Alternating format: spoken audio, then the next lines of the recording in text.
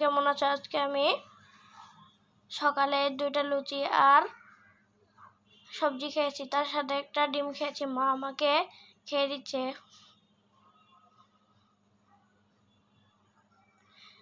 দুপুরের খাবারে ছিল মুরগির মাংস। প্রথমে কড়াইয়ে তেল দিতে হবে,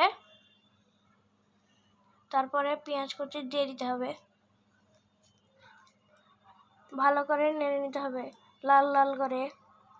তারপর লবণ দিয়ে দিতে হবে, তারপর গুঁড়া ঝাল দিতে হবে, তারপর হলুদ দিতে হবে, আদা বাটা দিতে হবে,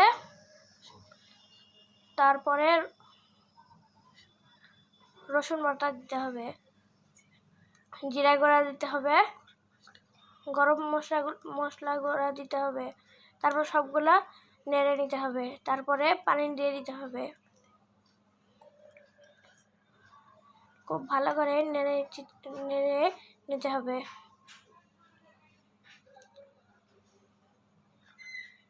আবার নেড়ে নিতে হবে, ভালো করে কষায় নিতে হবে। এখন আম্মু মাংস ঢেলে দিবে,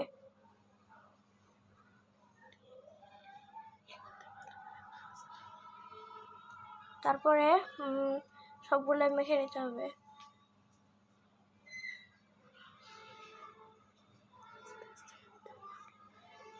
এসব ভালো করে আস্তে আস্তে করে নেড়ে নিতে হবে, যাতে মাংসগুলো সিদ্ধ হয়।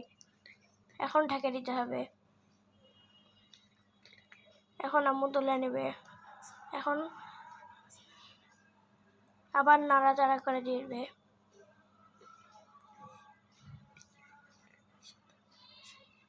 এভাবে ভালো করে কষায় নিতে হবে। তারপরে আলু দিয়ে দিতে হবে,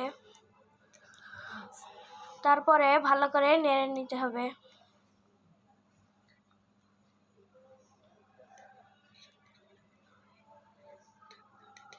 আবার ঢাকনা দিয়ে ঢেকে দিতে হবে। এবার মাংসগুলো আবার নেড়ে দিতে হবে। এবার মাংস হয়ে গেছে, মাংসগুলো পরিবেশন করতে হবে। আজকে আমি বিকেলবেলা ক্লে দিয়ে এই রংধনুটা বানিয়েছি। রংধনুতে 7টা কালার হয়, এখানে আমি 5টা দিয়ে দিছি।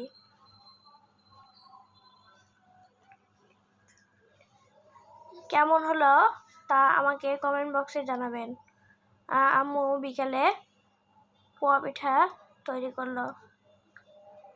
প্রথমে চিনি নিতে হবে, তারপর ডিম দিয়ে ভালো করে নেড়ে নিতে হবে। ভালো করে নেড়ে নেওয়ার পর আটা দিয়ে দিতে হবে, চালের আটা। তারপরে ময়দা দিয়ে দিতে হবে, তারপর সবগুলো নেড়ে নিতে হবে,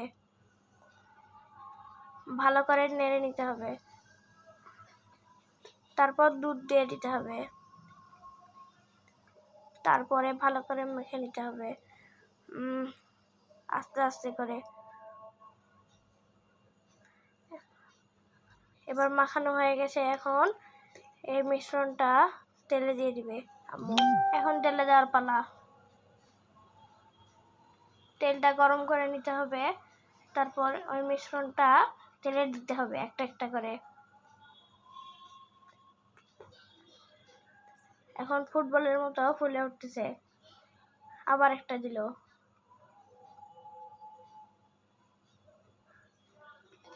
আবার পিঠাটা অনেক মজা হয়েছে। আবার একটা দিয়ে দিল।